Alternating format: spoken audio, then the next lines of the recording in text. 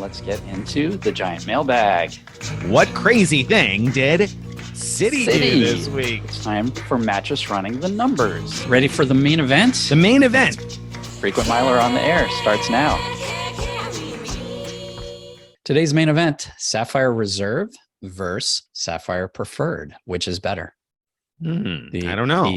Sapphire Reserve card is out with a new, bigger than, I can't say ever bonus, but bigger than in a long time bonus. So it's a big bonus. It's a big bonus. It's a big, nice bonus. So it's suddenly on our minds again to consider which is better, because for a long time it's been the other way around, that the Sapphire Preferred has had a better bonus. And we've told people in the past, if you're interested in the Sapphire Reserve, it was still better to start with the Preferred to get the bigger bonus and then later upgrade to the Reserve.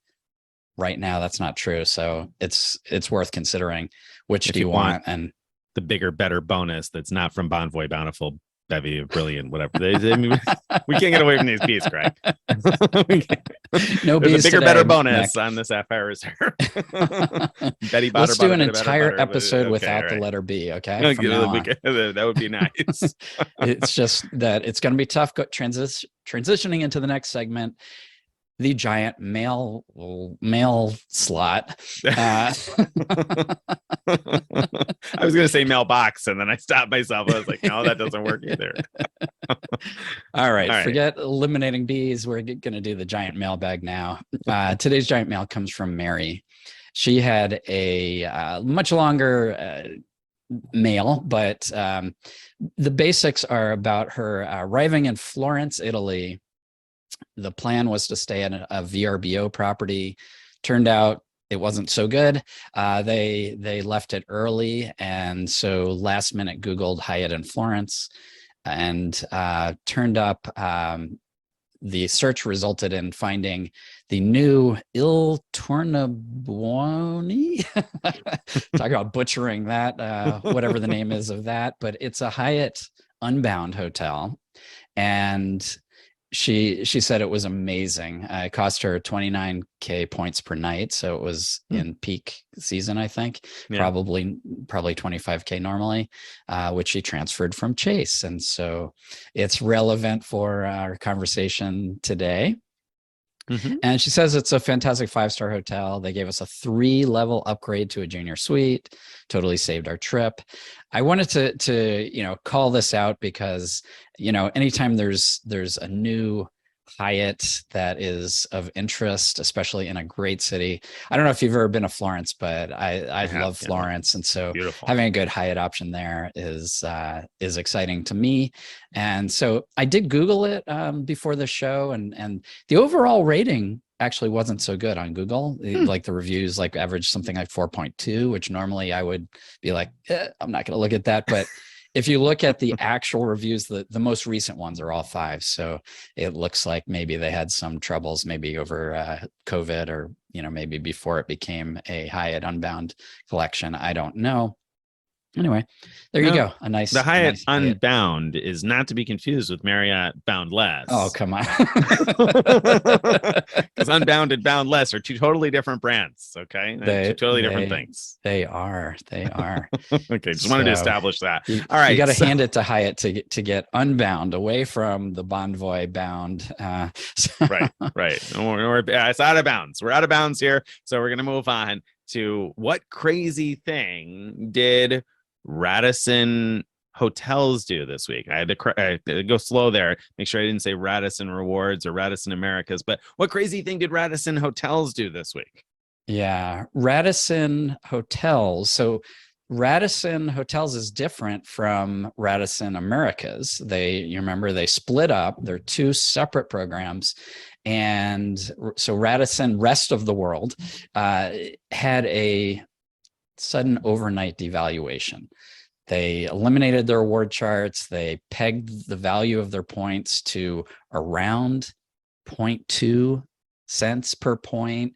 Now, that's not a huge devaluation from how we previously had benchmarked the value of points, around 0.3. But before, because they had award charts, it was possible to sometimes get extreme value from your points. For example, you could book before you could book like the Radisson Blue Maldives for a set, fixed price. And so no matter how expensive it was in cash, you wouldn't be paying more in points.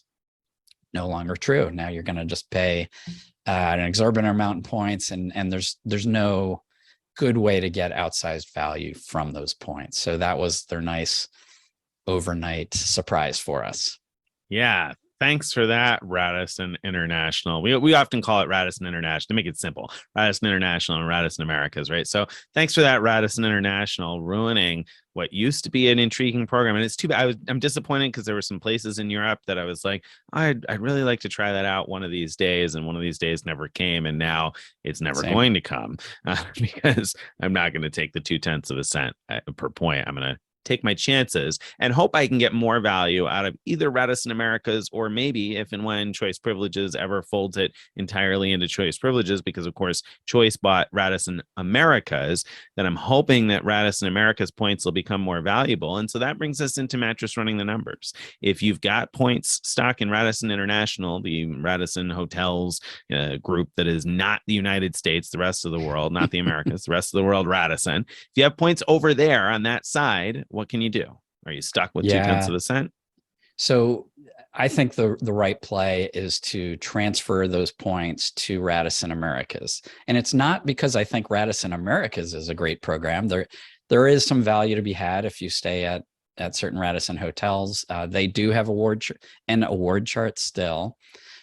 And so if you think you can make use of that and get good value, then obviously it's worth doing. But I think the bigger play here is the potential. Choice Hotels bought Radisson Americas not so long ago. And so the thought is at some point, Choice will roll Radisson Americas into the Choice Privileges rewards program.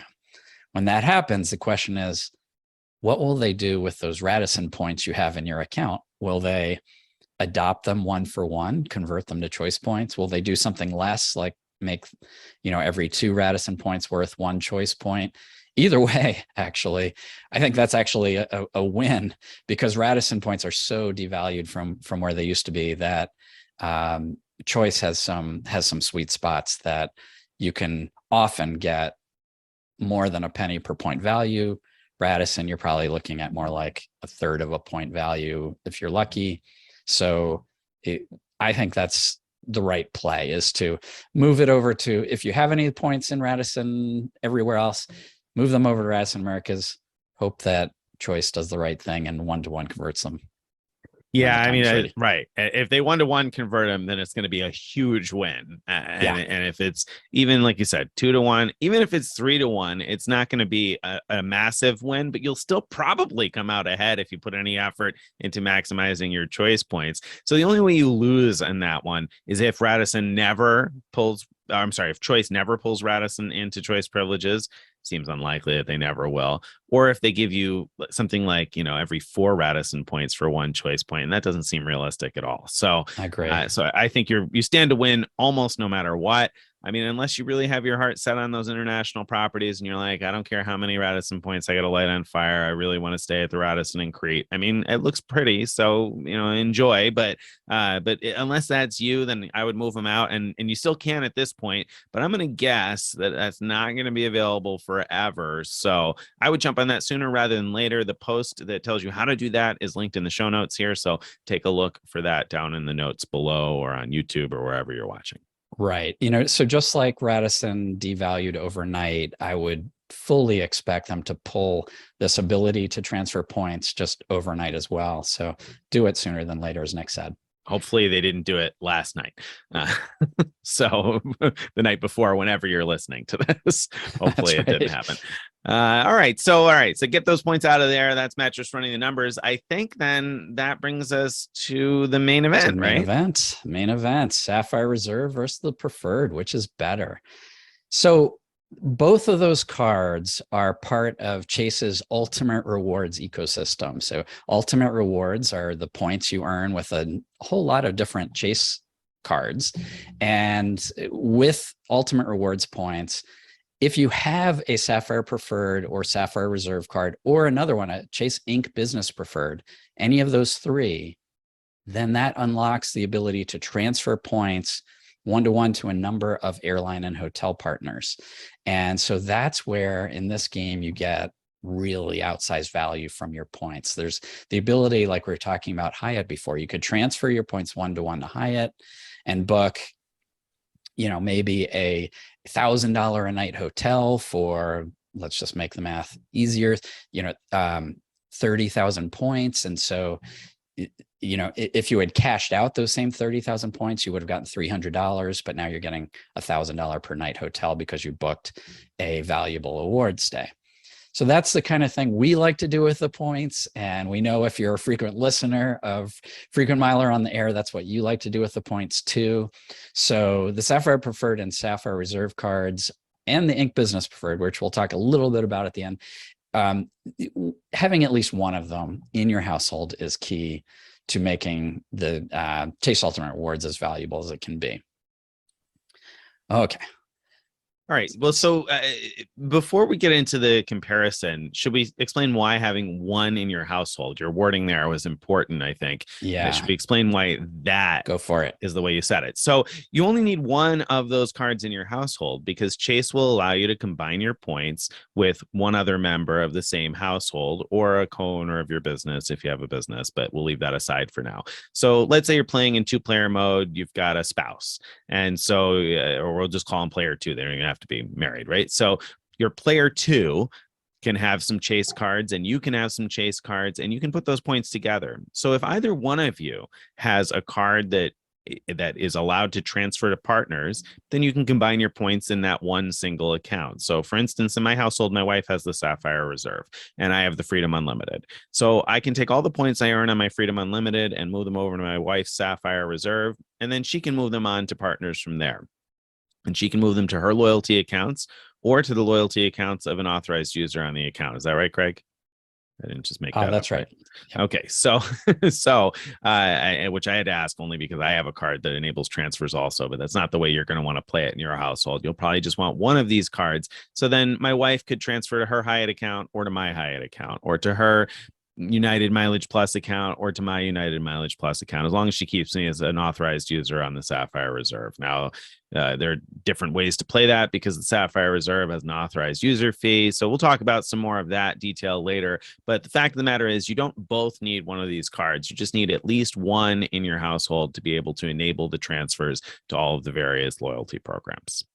Right, right. And the other thing I want to say about that is it's really valuable, the ability to combine points, because other cards like the Freedom cards and some of the fee-free Chase Ink cards have better earning power than these cards that have annual fees. So you can earn, so with the fee-free Freedom Unlimited or the Freedom Flex, you can earn 3 points per dollar at drugstores.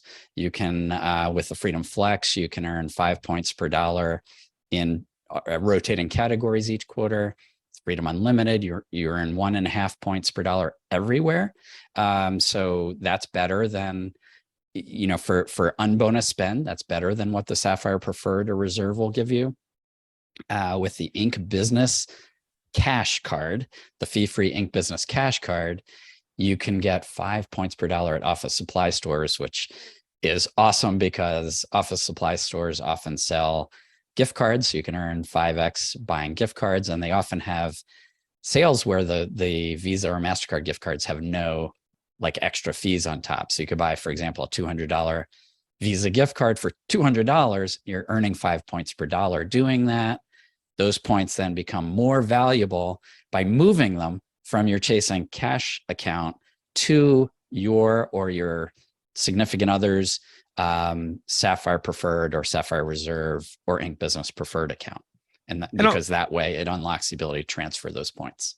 And also, it means that when one of you earns a welcome bonus on one of these cards, you open up a new card. Again, you can take that big windfall of points and move it to your Sapphire Reserve or Sapphire Preferred, and then transfer that on to partners from there. So that really, it unlocks a lot of value because, like we said, the best uses of points or the most valuable uses of points, if you like to travel anyway, are going to be transferring to partners. So having one of these cards in your household is pretty much a requirement. If you're going to be in the Chase ecosystem, you're going to need one of these. It's just a matter of which one you need to have. Right. All right. So let's talk first about what the two Sapphires have in common. Neither one has foreign transaction fees. They both allow transferring points, as we've talked about. They both earn 3 points per dollar for all dining. That's worldwide. When you spend at restaurants or you order through Uber Eats and things like that, 3 points per dollar. They both have primary rental car coverage. They both have trip cancellation coverage. They both have baggage delay coverage, and they both offer extended warranties. And they both have offer free Dash Pass until December 31st of 2024, or up to a year after that if you don't sign up until the end of that year. So that's a summary of what they have in common, and it sounds like a lot. So when we now talk about the annual fees, Sapphire Reserve costs $550. Sapphire Preferred only costs $95 a year. It seems that's a like big difference. It's a big difference. Why the heck would you get the Sapphire Reserve? But first of all, Sapphire Reserve has $300 travel credit, which is crazy easy to use. Yeah, I mean, it just automatically triggers. So you don't have to do anything. You just have to spend some money on travel. And travel's pretty broad. I mean, it's not only hotels and flights, but Ubers will trigger that credit, right? And I mean, also train tickets will probably trigger cruises. it. Yeah, it'd be kind of hard not to trigger it unless you're just not using the card. So that's $300 back of the $550. And then the Sapphire Preferred also has a travel-ish credit, but much harder to collect on. You get $50 for a hotel book through Chase Ultimate Rewards, and that means you have to deal with the fact that they don't always have the best prices. When you book a chain hotel through there, you're not going to earn rewards points with that hotel chain. You're not going to, there's a lot of reasons that you may or may not collect on that, but it's still there. It's definitely better than a hole in the head. Okay. But it's not. So to be clear, we don't value it the same way we value the $300 travel credit on the Sapphire Reserve, because the $300 travel credit on the Sapphire Reserve you can use anywhere you book travel, whereas the $50 credit on the Sapphire Preferred can only be used when you're booking through Chase Travel. So exactly. And it's only for hotels, right? So you got to book a hotel through them. Right. And before you value the $300 of the Sapphire Reserve at full face value, though, let me say that you don't earn points on that $300 of spend. So you're out, you're out some like $15 ish of rewards by because of that issue. So so a lot of people don't value it full face value, but still it's very close. And so because it's so easy to earn, you can think, just to make the math easy, just think of the card as being about $250 compared to the Sapphire Preferred's $95. Right. About $250. So pretty close. About somewhere something in that less range. than. There's a guy I know who's made lots of arguments about how you should not value a rebate at the full face value. There's some guy I've read a lot of stuff. He's often said that you wouldn't prepay 100% to maybe use something, but anyway, it's around 250. Anyway, right. So something less than 250 because that guy sounds pretty smart. The guy you're talking about.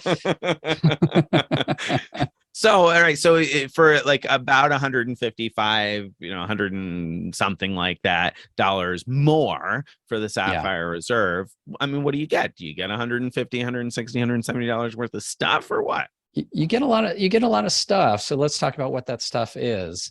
First of all, if you want to pay for travel through Chase, so if you're going to use your points to just book travel, then points are worth 1.5 cents each instead of 1.25 cents each with the Sapphire Preferred. So to be clear, I'm not talking about transferring points to Hyatt now. I'm talking about going through the Chase portal and just, searching for hotels or airfare and just saying, I want to pay with points.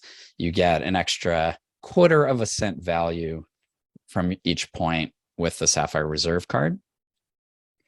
You also earn 3 points per dollar for travel versus 2 points per dollar for travel with the Sapphire Preferred. So you're earning an extra point per dollar. So if you spend a lot on travel, that can be very valuable to you. You get Priority Pass with, I think, 2 guests when you use it. So for Priority Pass, whether your local airport has a Priority Pass restaurant. You recently, Nick, stumbled upon a Priority Pass restaurant somewhere you weren't expecting one, right? Yeah, I did at Baltimore Washington Airport, BWI, which is a big Southwest hub, really big Southwest hub.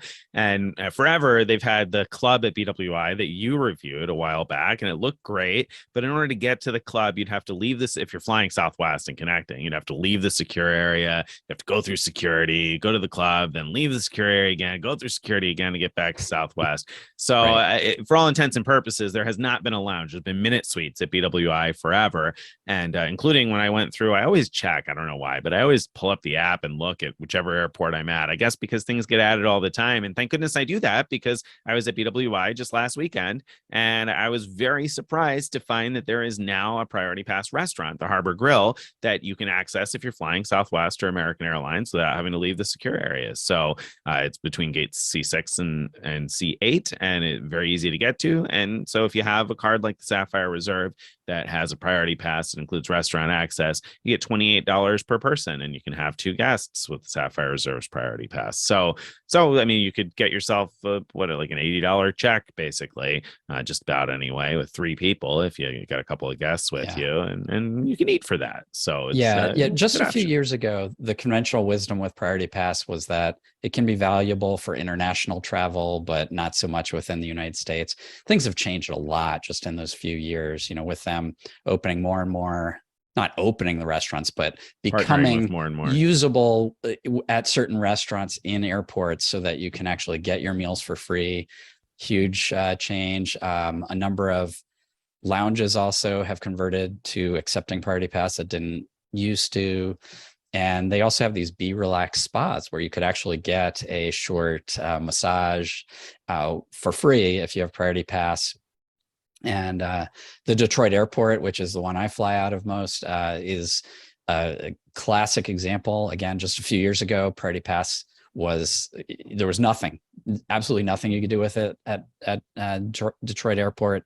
But now in the Delta terminal, the McNamara terminal, you have the Be Relaxed spas. And in the Evans terminal, which is the everything else, everyone who's not a partner with Delta terminal, you have a restaurant, you have a lounge, and you have a Be Relaxed spa. So you've got quite a lot going on there. Yeah, that's a lot of value to be had with a Priority Pass membership. So that's pretty cool. So that's what the Sapphire Reserve has that the Sapphire Preferred does not.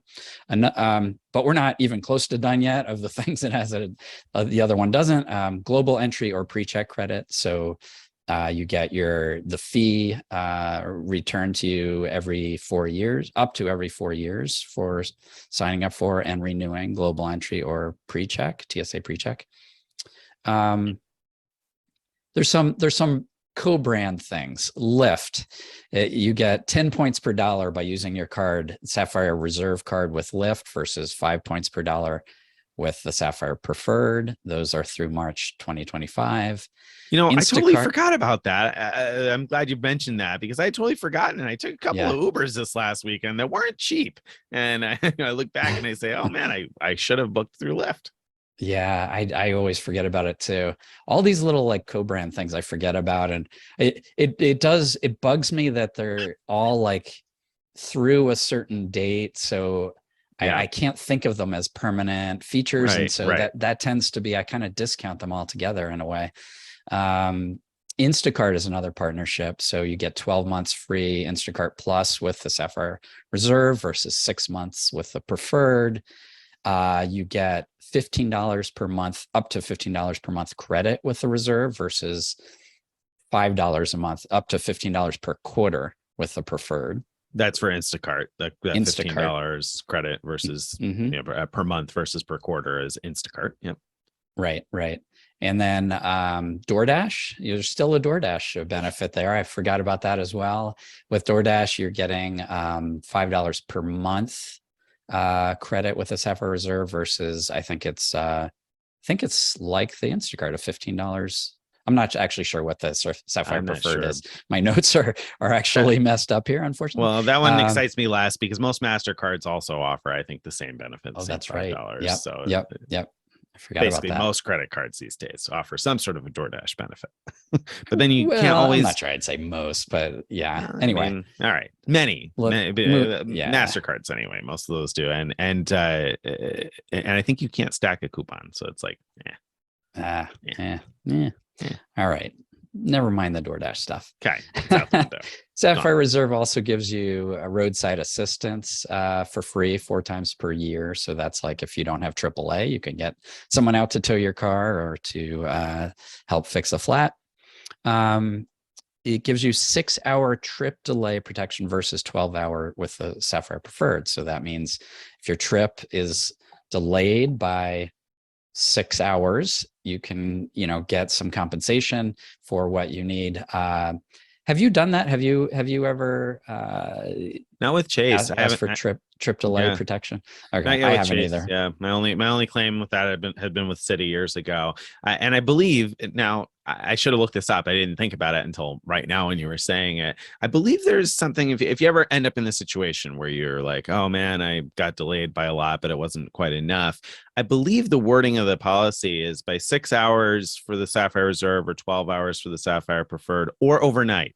And I believe it says or overnight, and I'm not sure how they define what overnight means. So if you're ever in that situation where you're like, oh man, I got the Sapphire Preferred and I only got delayed 10 hours.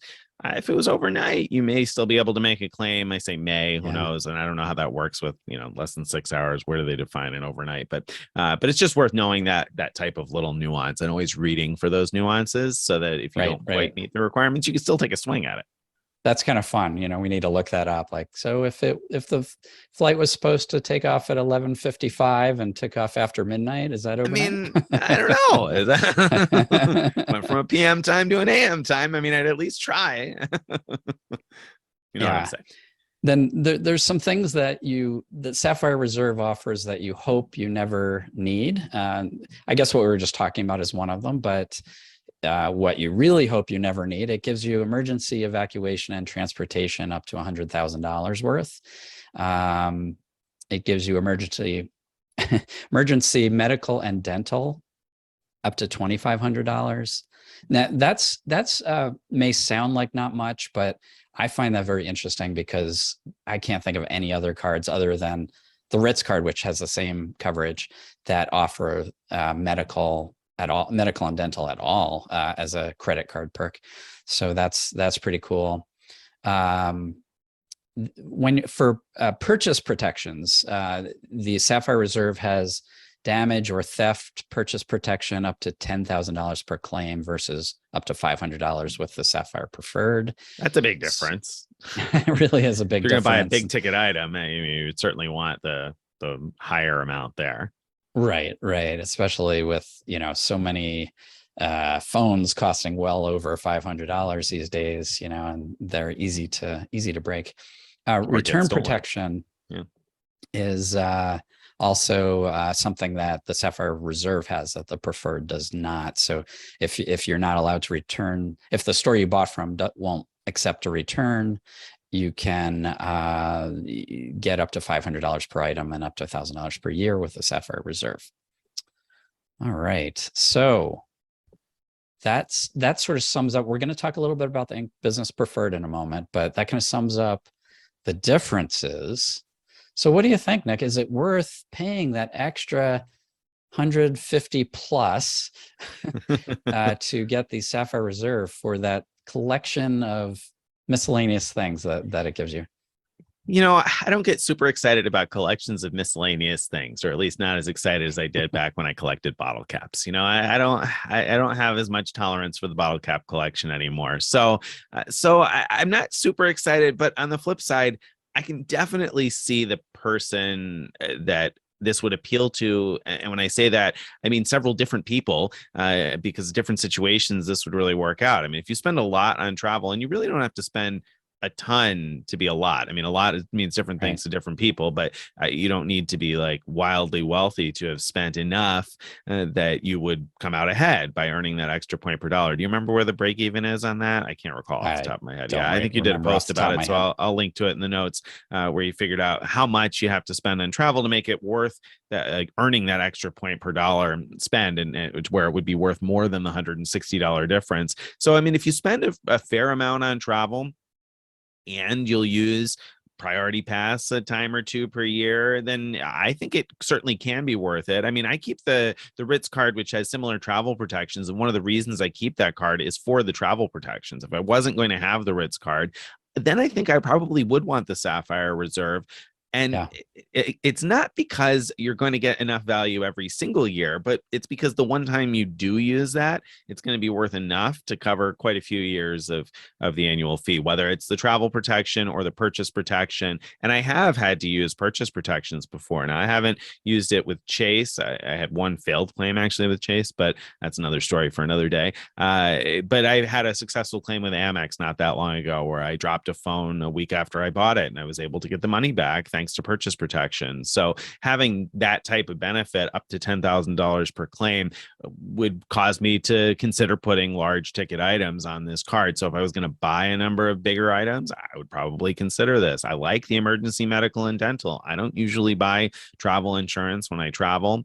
I have before, but I don't usually. And having this in order to get some emergency medical, which again, $2,500 isn't very much, but on the flip side, in a lot of countries, medicine is not as expensive. You know, emergency medical visits are not nearly as expensive as they are here. So that may cover at least some things that could happen on your trip. So I see enough opportunities to make it worthwhile, but you really have to ask yourself, am I going to use those? Do I value those? Am I going to book all my travel on this card? It's tough. It's not a slam dunk for me. I've said before, I mostly keep this card because I write about it. And so it's useful to be able to say, oh, well, yeah, here's how the DoorDash benefit works. Because I mean, I just told you, I think you can't stack a coupon, but now I'm second guessing that and questioning myself. And well, it's good that I have the card because then I can test that out this weekend and see. So it's helpful for me in that regard, but I don't think we spend enough on travel in my household to really justify it otherwise. But I think your situation would be different for you, right? It is. It is. I spend a lot on travel, which is ironic given what our whole, thing is about. Our blog, our podcast, all about really how to earn the points so you could travel for free. But there's a lot of things in travel that still classify as travel that aren't usually covered by points, like rental cars. I tend to, these days, I've been traveling a lot more. So not only have rental car prices gone up, but I'm renting more often than usual lately. And so those all go on the Sapphire Reserve, earn 3 points per dollar. And trains, and there's just a lot of miscellaneous things, as you said, Ubers and whatnot. So I do value the 3 points per dollar for travel. The other big things that it offers kind of depends a lot on your how you're going to use them. So, for example, the one of the other big things it offers over the Sapphire Preferred is the 1.5 cents towards travel booked through the Chase Ultimate Rewards portal. And so it gets a little more value for your points if you use your points that way. I used to a bit because I had so many points I didn't know what to do with, but I have not done that in a long time. I find that I've been transferring points to Hyatt at such great numbers that I wouldn't want to waste any. And I feel like it'd be a waste to use my points at 1.5 cents value now because I've been getting so much better value through Hyatt. The other things that it offers, the other big things that it offers, are Priority Pass we talked about, and better travel protections and purchase protections. Both of those are things that you could get from other cards. So it really depends on what your situation is there. If you have a Amex Platinum card, you're going to get much better purchase protections, and you're going to have better emergency evacuation coverage with that card, but not as good Priority Pass. but there are other cards that have equal priority pass or maybe even better.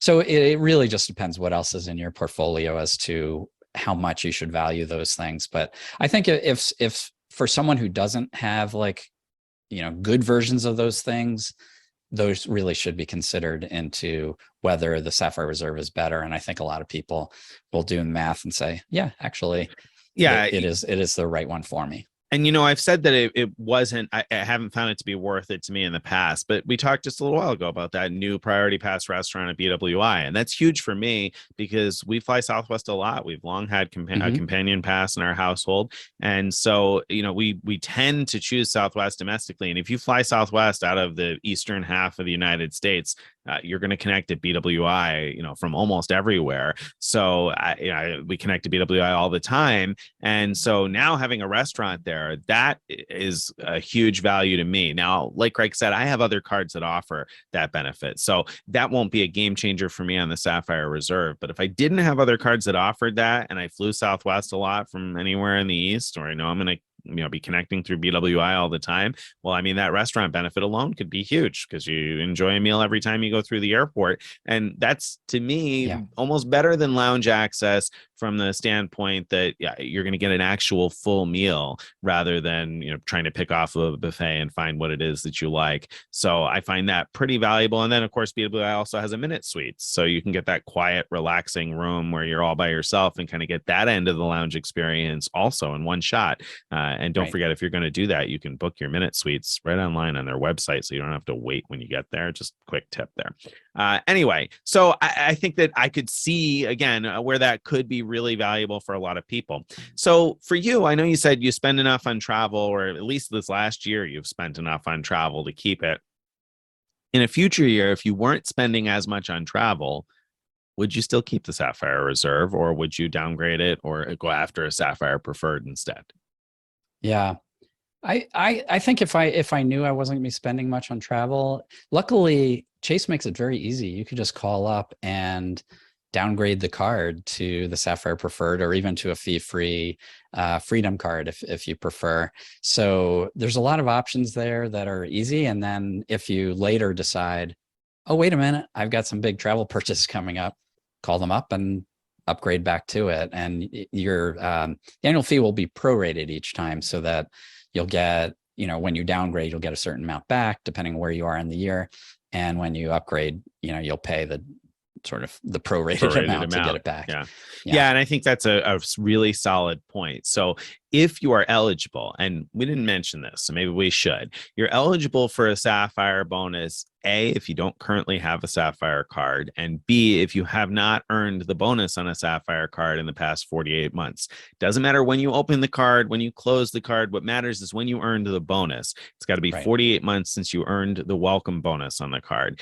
You could have closed it 2 weeks ago, but earned the welcome bonus 5 years ago. Then you would still be eligible. On the flip side, if you earned the welcome bonus, 3 years and 9 months ago, then you're not going to be eligible. So make sure you look back through your records and figure it out. But if you're eligible for the bonus, probably at any given time, I'd say the right play is, unless you're going to spend a ton on travel, the right play is just to pick whichever one has the better bonus. And right now, the Sapphire Reserve has the better bonus. And so even if you don't value all of the things we just talked about, or you're not going to spend a ton on travel right now, it probably makes sense to get the Sapphire Reserve because of the elevated bonus. Yeah, I think so. I think that makes sense. And if you currently have a Sapphire Reserve or Preferred, and it's been more than 48 months since you got the bonus for that card, you can call and downgrade that card to a fee-free Freedom card, and then a few days later apply for the Sapphire Reserve, and you should be able to get approved then. You just can't have an active Sapphire Preferred or Reserve card at the time you apply. So that's the key. Yep, that's the key. And the product changing is a great tip because it is very easy. I mean, I have never run into pushback with Chase in terms of product changing. So don't be afraid to call and make that product change, and keep that in mind a year from now when renewal comes up. If you decide you're not getting enough value to justify the $550, it's one easy phone call to call and say, hey, you know what? I'm not getting enough value. I'd like to downgrade to the Sapphire Preferred and only pay $95 a year, or a fee-free card, and save yourself the money. But set a reminder so so you don't forget. Set a reminder on your phone. Say, okay, I applied today. A year from today, I want to make sure that I evaluate the situation and downgrade if necessary. That's a really great point. So for anyone who really loves the idea of 3x rewards for travel, we have to talk about yet another card that earns Chase Ultimate Rewards points, unlocks the ability to transfer points to partners, and only costs $95. And that's the Chase Inc. Business Preferred card. So it has the Business Preferred card has the same annual fee as the Sapphire Preferred card. Has a lot of features in common. It's a very similar card, but on the business side. The main difference between the two preferred cards is their earning rate. So where the Sapphire Preferred earns 3 points per dollar for dining, the Inc. Business Preferred earns 3 points per dollar for travel. So, that's the main thing. It also earns 3 points per dollar for shipping, internet, phone, and certain types of advertising. But yeah. So then, why would you pay for the Sapphire Reserve if you can get 3x travel on the Inc. Business Preferred, Craig? I mean, if the 3x travel is really the only thing driving your decision, then yeah, it doesn't make sense to pay so much more for the Sapphire Reserve. Even if you say, well, wait a minute, I don't have a business. How can I get a business card? I don't think it makes sense to get the Sapphire Reserve instead of the Inc. Business Preferred because do you want to talk about this, Nick? Well, I mean, because you can easily create a business. Is that what we're talking about? I mean, most people become an have entrepreneur. Yeah. Right. Most people have businesses and don't realize it. Most people have businesses without realizing it. Whether you have some rental property, that's a valid business. Whether you ever sell things on eBay or garage sales, that's a business. Or maybe you're writing the great American novel and exactly. and financing that. It really banks are very open, and so it's worth saying that if you're interested at all in being entrepreneurial, and like Greg said, it can be pretty small. I mean, my wife buys and sells things on Facebook Marketplace from time to time, and or on eBay. She used to now and then. Really, it's more so Facebook Marketplace from time to time now. That's enough. And of course, it's up to the bank as to whether or not that's enough. Ultimately, I'm telling you that's enough. It's enough to get approved potentially. Obviously, they're still going to have to make their decision as to whether or not they want to. But the fact of the matter is, people with very, very, very small businesses get approved routinely all the time. So not all businesses are big businesses. I mean, that should be intuitive. You look around you, most businesses are small, and some are very, very small, and not all businesses make money. Many of them lose money, and you'd still potentially be getting approved for a card. So you're going to need to enter some amount of revenue, but with some issuers, even putting $0 in there, or your expected revenue in year one can be enough. So again, it's very simple to become an entrepreneur. You don't need to go and register an LLC necessarily, or as a sole proprietor, you use your social security number and apply with just your social security number as a sole proprietor if it's only you doing the business and you're just operating with your own name. Like if you're selling things on eBay or on Amazon, or you're I don't know, mowing lawns or doing phone consultations or whatever the case might be, then you could just apply as a sole proprietor, and it's a very simple process. Just enter your own social security number and go. Right. Now let me say, even if you don't value things that the Sapphire Reserve has, like Priority Pass or the miscellaneous Instacart and all that stuff we talked about, there is a reason you might still prefer the Reserve or even the Preferred over the Inc. Business Preferred, which is the dining bonus. You'll only earn 1 point per dollar with the Inc. Business Preferred, but 3 points per dollar with either of the Sapphire cards. Now, it is true you could get a fee-free Freedom card and earn 3 points per dollar for dining, but those charge foreign transaction fees. So if you're spending a lot in travel and a lot of that is international, you're not going to want to take your Freedom card internationally to earn 3 points per dollar. So what are you going to do for dining?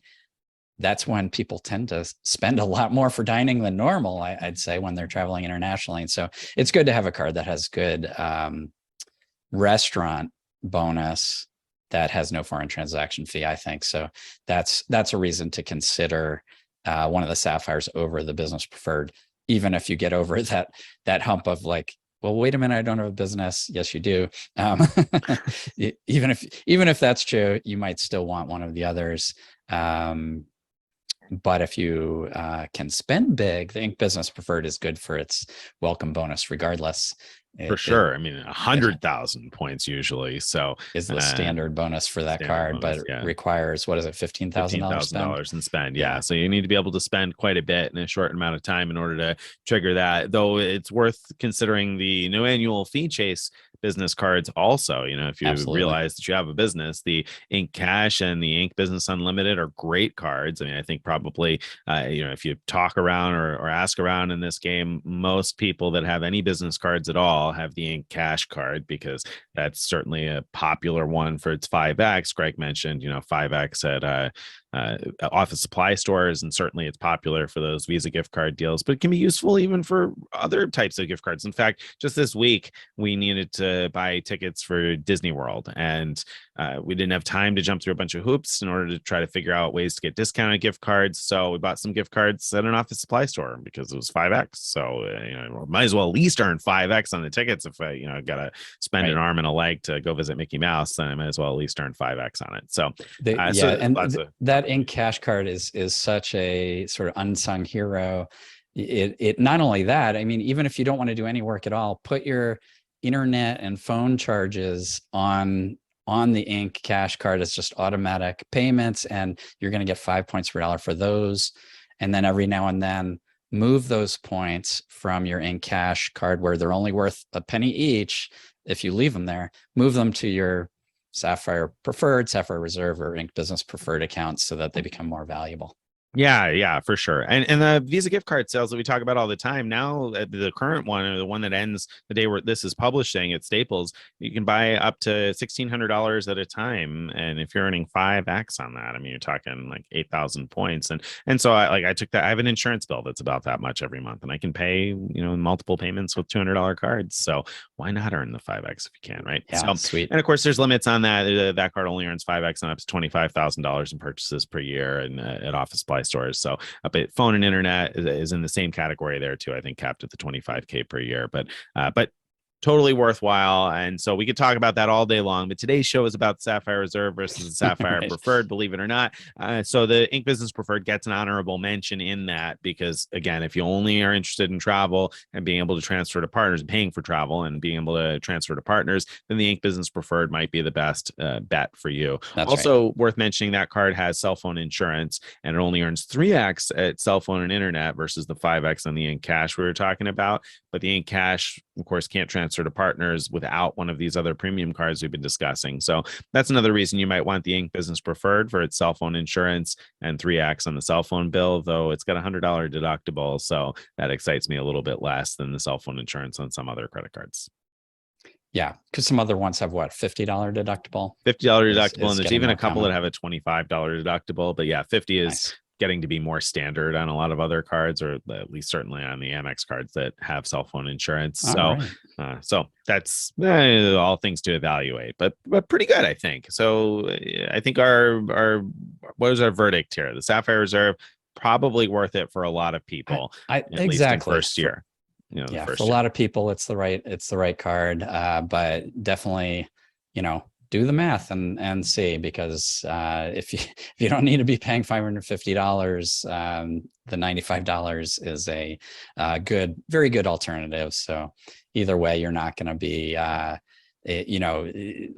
losing out, because they're both good cards, and both do the job that they need to do, which is unlock the power to move your chase points to partners like Hyatt.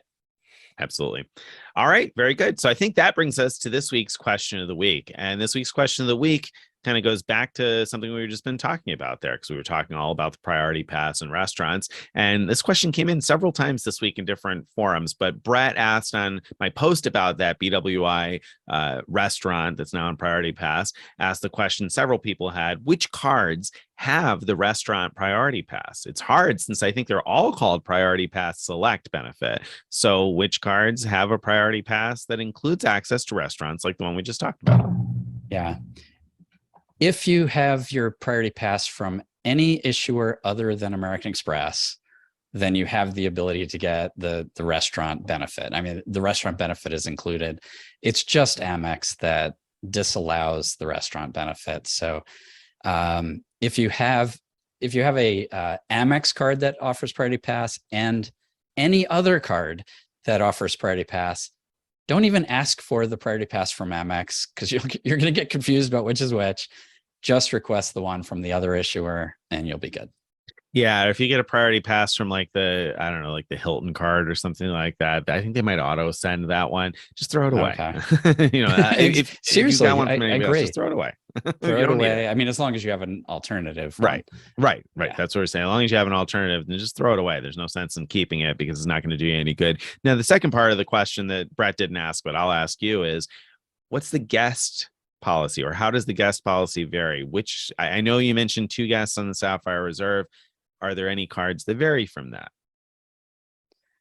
Are there any cards that vary from 2 guest policy? Right. So is it 2 guests on all of the ones that aren't Amex issued priority pass? Because it starts to get murky there if you got a bigger family. It does get murky. The Ritz card, which is pretty hard to.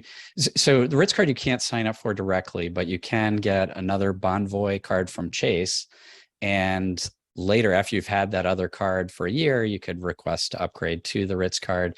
That comes with priority pass, supposedly with unlimited guests. And some people recently, the reason I kind of hesitated here is some people recently have said, I don't think that's true anymore. They've tried to look up the details.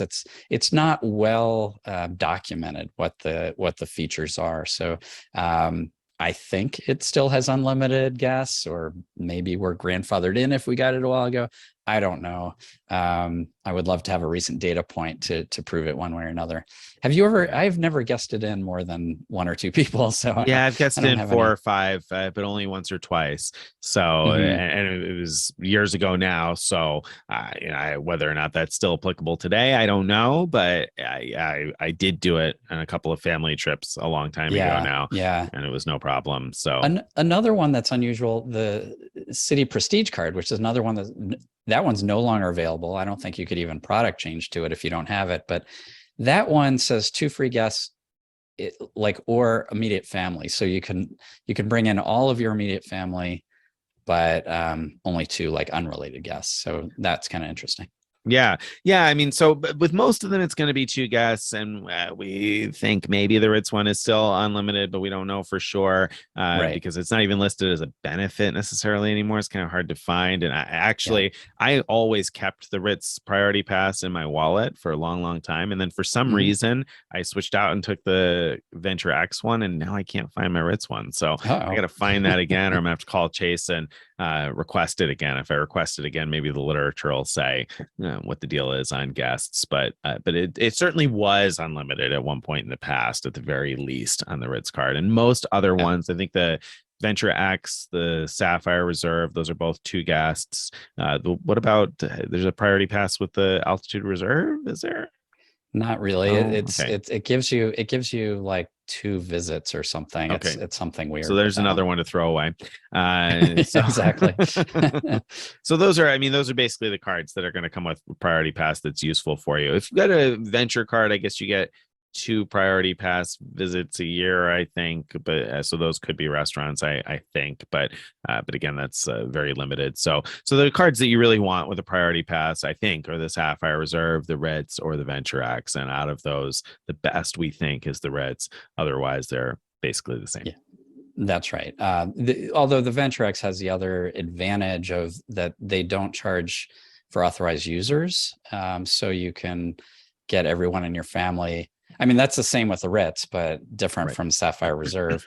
You could get everyone in your family an authorized user card, and each person then could get their own priority pass. So if they're traveling alone, they're good to go as well. Right. And guest in people too. Yeah. Right. So, and actually that reminds me of a point that I meant to make a long time ago when we were talking about the Sapphire Reserve and Sapphire Preferred. And that is that the Sapphire Reserve does charge a fee for an authorized user. And I meant to come back to that because I said, if you have somebody as an authorized user, then you can transfer their loyalty accounts, but it's not free to do it. It'll cost you $75. So, right. So that's a big downside. And I hate to back way up like this, but I feel like I have to. So if you're in a 2-player household, does it make more sense to spend $75 to add somebody as an authorized user on the Sapphire Reserve, or should you just pay $95 and get a Sapphire Preferred with your $50 annual travel credit or whatever? So yeah, $50 hotel credit, or the Ink Business Preferred and have 3x on. Right. I don't do either of those in my situation. It's just like I have the Sapphire Reserve in my account, and so we pay for all travel, through my account if we can, and so it's just not something we deal with. Yeah, it's not something I deal with either because I don't need to transfer to my loyalty accounts. I mean, so my wife's, well, let me take it back. My wife has the Sapphire Reserve in our household. So that gives us the ability to transfer to her loyalty accounts. And I also have an old Ink card that's no longer available, so I can transfer to my accounts. So I don't need to transfer from her Sapphire Reserve to my accounts. But if I did and I had to pay $75 for it, I don't know. I mean, I guess I'd have to run another set of numbers there because it does cost something if you want to be able to transfer to the loyalty accounts of both players. Yeah, no, I mean, it makes sense if you don't need any of the other features of the card. The question of getting a Sapphire Preferred instead and that $50 hotel credit, if you remember to use it, might make sense. Might make sense. Maybe. Okay. All right. So that's another show for another day. Another question for a very small question. $20 for $50. Yeah, you can do the math on that yourself. All right. So if you enjoyed today's show and you'd like to get our posts in your inbox each day, you want to go to frequentmiler.com/subscribe. Again, that's frequentmiler.com/subscribe. Join our email list. You can follow us on all the various social media. We're on Instagram and Twitter. We have a Facebook group, the Frequent Miler Insiders. You can join that and discuss all this stuff with lots of other people. Get your questions asked and answered every single day. Thank you very much. Wherever you're listening to this show, make sure that you subscribe, you leave us a comment, a little bit of feedback. And if you have general feedback or questions and you want to send those to somebody to read and respond to, you can send those too. Mailbag at frequentmiler.com. Thank you guys very much. And we'll see you again next week. Bye, everybody.